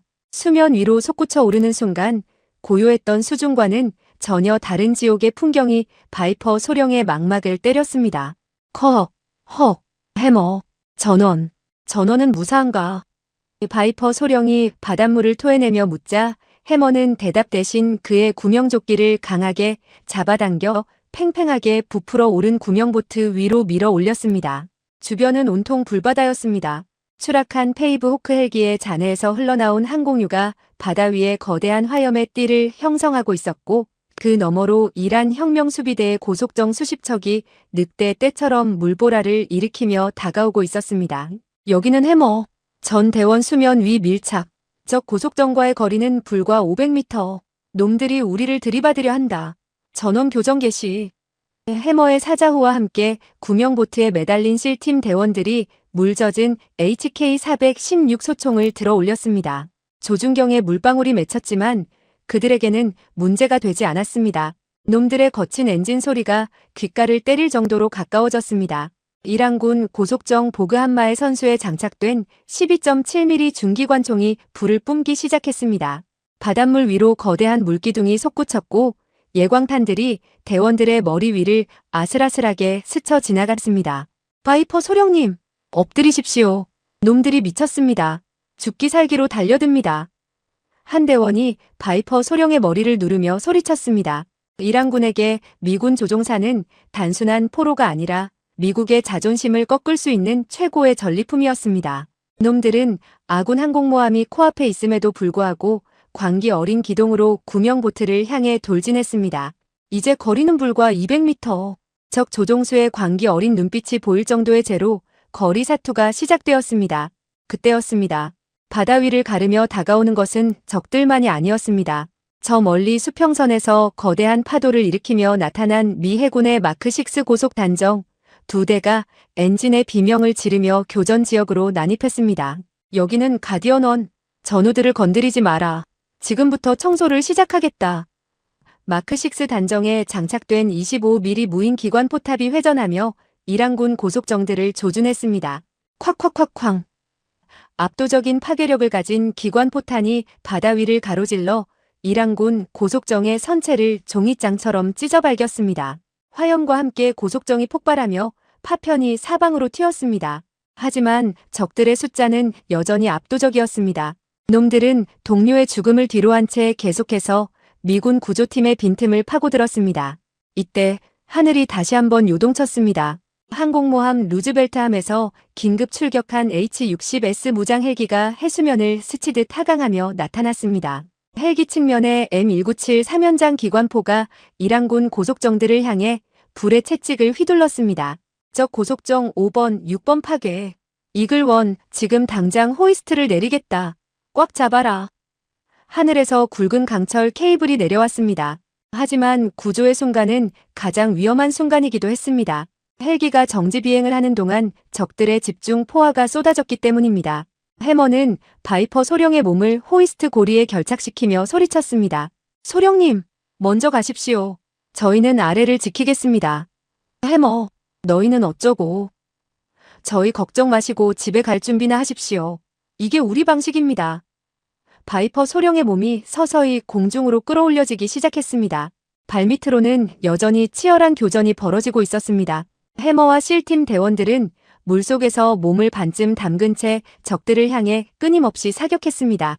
이란군의 미사일 한 발이 마크6 단정 근처에서 터지며 거대한 물보라를 일으켰습니다.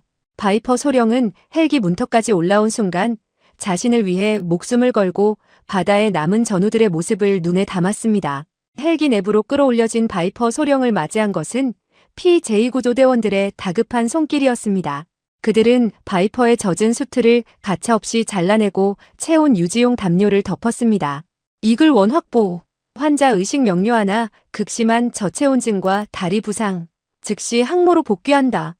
헬기가 기술을 돌려 루즈벨트함을 향해 가속하는 순간 바이퍼 소령은 창밖을 내다보았습니다. 이란 본토 해안선에서 수십 발의 미사일이 다시 솟구쳐 오르는 것이 보였습니다. 놈들은 마지막까지 조종사를 놓아줄 생각이 없었습니다. 하지만 그 미사일들이 헬기에 닿기도 전에 루즈벨트함을 호위하던 이지스 구축함들의 실엠 방어 시스템이 불을 뿜었습니다. 수천 발의 탄환이 밤하늘의 거대한 방어막을 형성하며 적의 미사일을 분쇄했습니다. 그것은 세계 최강의 해군력을 자랑하는 미국의 거대한 위용이었습니다. 마침내 거대한 루즈벨트함의 비행 갑판이 눈앞에 나타났습니다. 수백 명의 요원이 헬기의 착륙을 기다리며 정렬해 있었습니다. 헬기가 갑판에 닿는 순간 바이퍼 소령은 자신이 정말 살아 돌아왔음을 실감했습니다. 하지만 들것에 실려나가는 그의 귀에 조종사의 긴박한 무전이 다시 한번 꽂혔습니다. 잠깐, 이게 뭐야? 11시 방향, 미확인 고속 비행체 접근, 레이더 라곤. 이건 이란군의 기종이 아니다. 모든 대원이 하늘을 올려다보았습니다. 저 멀리 구름 사이를 뚫고 나타난 정체불명의 비행체가 항공모함을 향해 무서운 속도로 하강하고 있었습니다. 그것은 지금까지의 전투와는 차원이 다른 이번 작전의 마지막이자 가장 거대한 위협이었습니다. 전 대원 전투 배치. 이건 가상 시나리오에 없던 일이다. 당장 요격해. 구조의 기쁨이 채 가시기도 전에 항공모함 전체에 다시 한번 적색 경보가 울려 퍼졌습니다. 들것에 실려가던 바이퍼 소령은 자신의 눈을 의심했습니다. 저 하늘에서 내려오는 그림자는 아군일까요? 아니면 이 모든 구출 작전을 물거품으로 만들 파멸의 전조일까요? 거대한 강철의 성체, 루즈벨트함의 비행갑판 전체가 비명 같은 적색 경보음으로 뒤덮였습니다. 총원 전투 배치. 반복한다. 총원 전투 배치.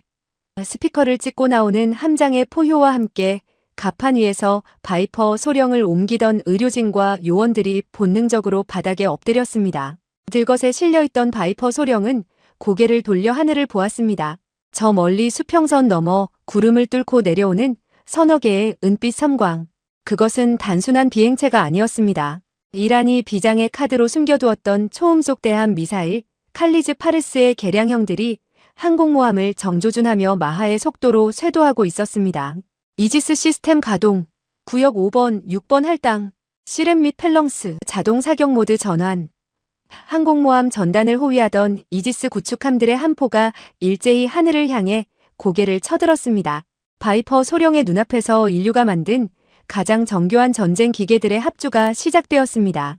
슈웅 하는 소름 끼치는 굉음과 함께 구축함의 수직발 사관 VLS에서 수십 발의 SM-2 요격 미사일들이 불꽃의 꼬리를 물고 솟구쳐 올랐습니다. 칠흑 같은 밤하늘은 순식간에 수십 개의 불줄기로 수놓아졌고 조명탄보다 밝은 섬광이 바다를 대낮처럼 비쳤습니다. 요격 확인. 첫 번째, 두 번째 목표물 파괴. 하지만 세 번째가 낮게 깔려 들어온다. 고도 10m, 스키밍 진입. 레이더 관제사에 절규 섞인 무전이 갑판의 스피커를 타고 흘러나왔습니다. 한 발의 미사일이 요격망을 뚫고 해수면을 스치듯 날아오며 루즈벨트함의 옆구리를 노리고 있었습니다. 거리가 너무 가까웠습니다. 이제 남은 것은 최후의 방어 수단뿐이었습니다. 드르르르륵. 갑판 끝에 장착된 20mm 펠렁스 기관포가 불을 뿜었습니다. 분당 4,500발의 탄환이 거대한 불의 장벽을 만들어냈습니다. 바이퍼 소령은 들것 위에서 그 광경을 지켜보며 숨을 멈췄습니다. 자신 한 명을 살려오기 위해 이 거대한 전단이 사투를 벌이고 있다는 사실에 온몸의 전율이 일었습니다. 쾅! 항공모함 불과 수백 미터 앞바다에서 거대한 물기둥이 솟구쳤습니다. 펠렁스의 탄막에 걸린 미사일이 선체에 닿기 직전 유폭된 것입니다. 거대한 충격파가 갑판을 덮쳤고 바닷물이 비처럼 쏟아졌습니다. 목표물 전원 격추. 상황 종료. 환자 압송을 재개하라. 안내방송이 나오자마자 엎드려 있던 의료진이 다시 일어났습니다.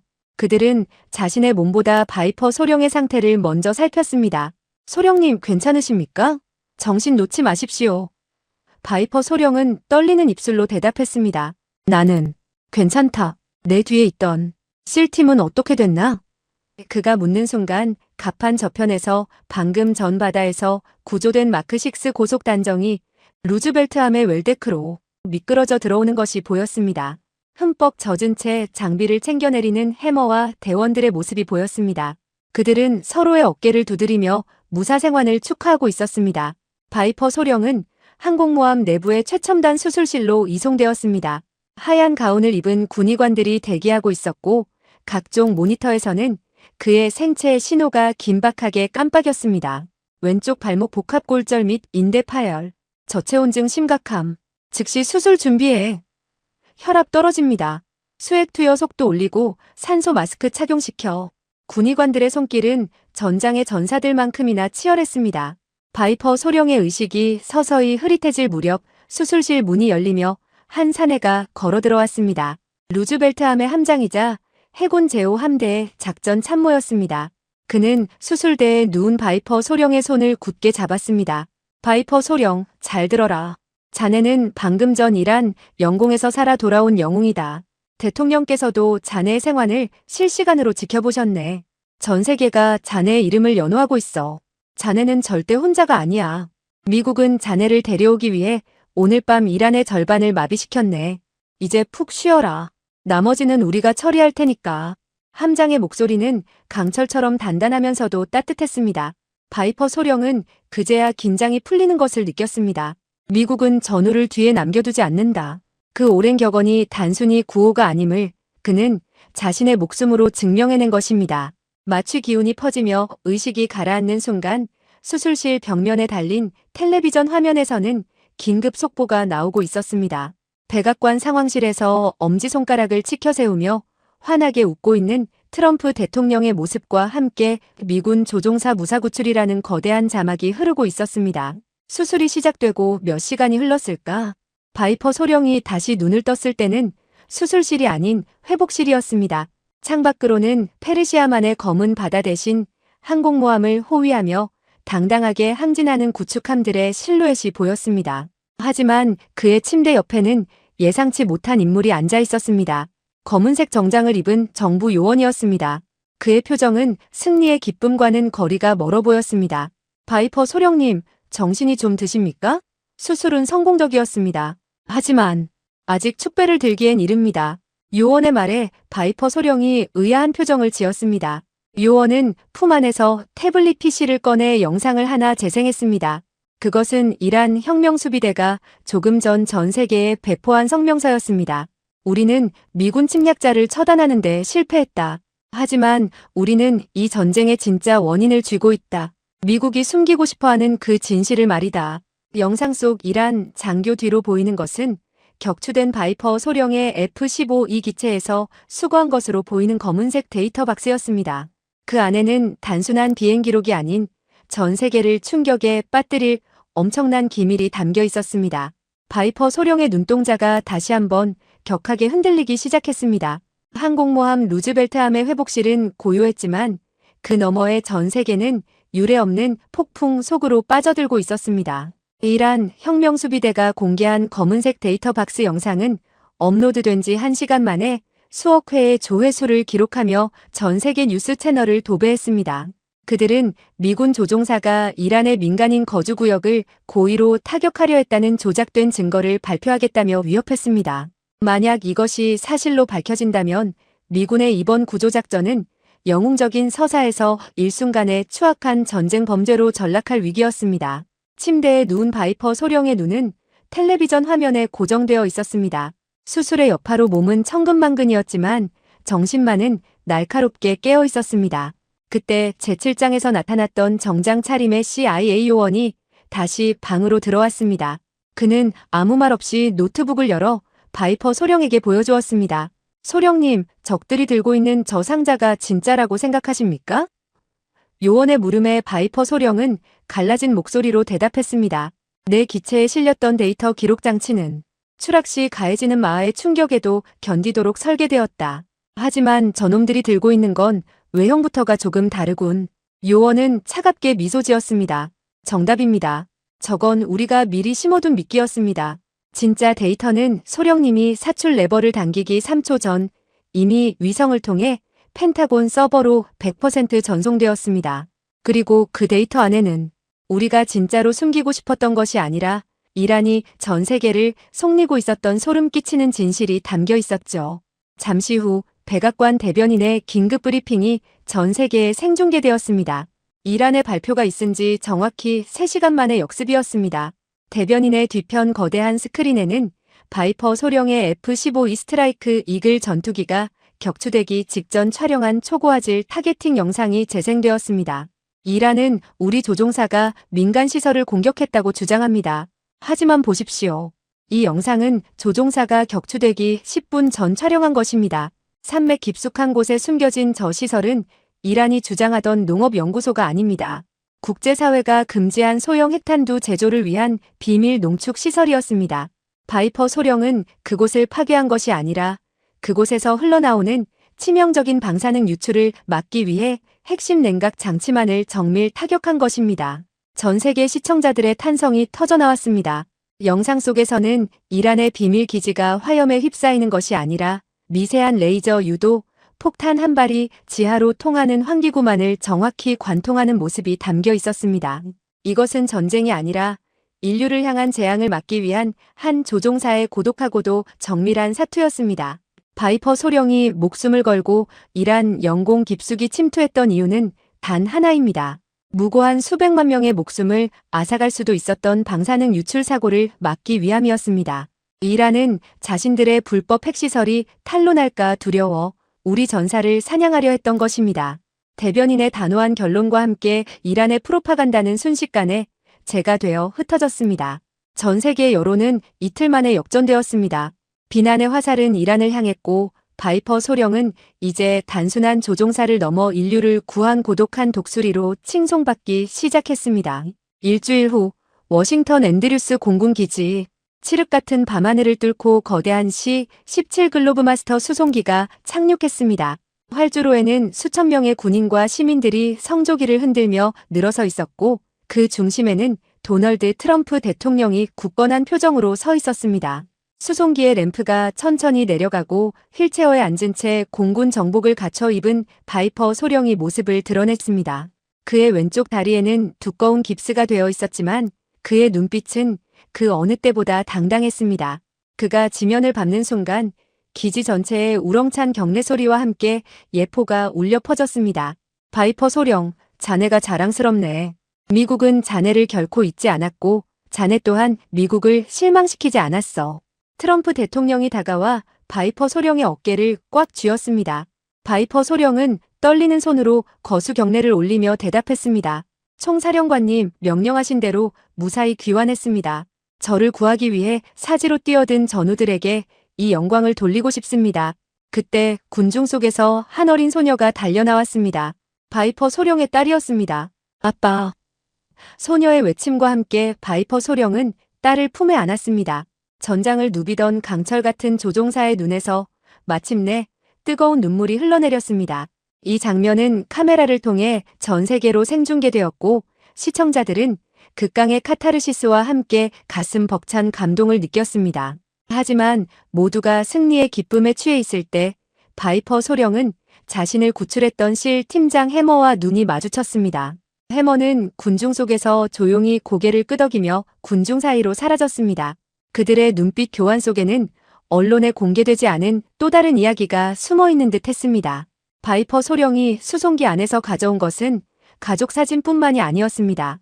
그의 가슴 주머니 깊숙한 곳에는 이란의 비밀 기지에서 수거한 데이터 박스보다 훨씬 더 치명적인 비밀이 담긴 마이크로 칩이 숨겨져 있었습니다.